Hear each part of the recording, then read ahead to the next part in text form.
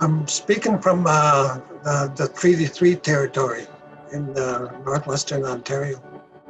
The, the, the area that encompasses that is 55,000 square miles. In the late 1600s to the 1700s to the 1800s, when my ancestors conquered these lands, we had our own governance systems. We had our own economic systems, cultural, spiritual. We considered ourselves to be sovereign. The 25 chiefs that came together in every springtime, when they came together like that, they sat together as like Supreme Court judges. They set out policy about the water, the river systems, hunting areas, trapping areas, fishing areas.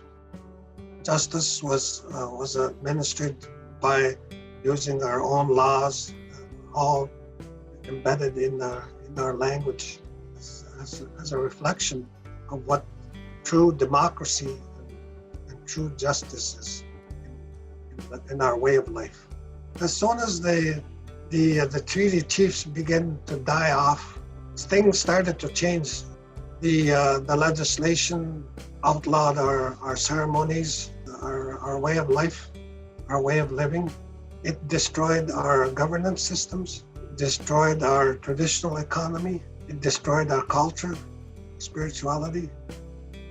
It nearly almost destroyed our language, and it took away a lot of our children into residential schools. When there was epidemics, they didn't send any doctors, nurses, or medicines. They didn't allow anybody to leave the reserves unless they had a written permission by the Indian agents. A lot of our people were dislocated, were moved to other areas, and the lands were taken over by the municipalities, provincial governments, federal governments, and just given to non-Indigenous peoples. Basically, the policy of the governments, they deliberately designed these systems to try and eradicate the Indigenous peoples in Canada. In Treaty 3 territory, when the railroad was coming through the territory, a lot of people, a lot of Indian businesses in the territory had canoes. They were making canoes. They couldn't even keep up with the demand of. So what did the federal government do? They made it against the law for any non-Indigenous person dealing business with our peoples.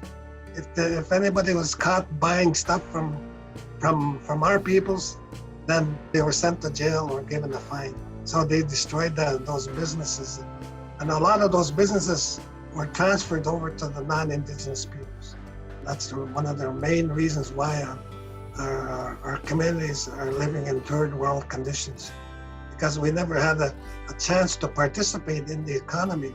And that was one of the promises that the chiefs asked for, and they were given that promise by the commissioner. So that was one of the many broken promises by the commissioner and by the federal government itself, that they never honored those treaties.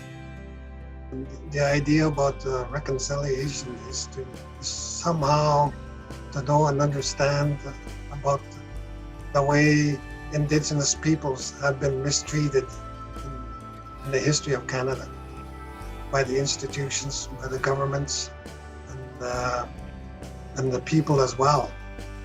And to be able to look at that truthfully, even though you feel guilty, you feel angry, you have all of these kind of feelings. And it's up to you as an individual to find out why you feel that way. Understanding is the key word here. To be able to understand yourself first, so you can be able to understand what the other peoples are saying. To go to the communities, find the elders, the old people, offer tobacco, offer some gifts, and ask them questions about the history of the areas, family history, clan history, the nation history, and what they know and understand of our collective history on Turtle Island.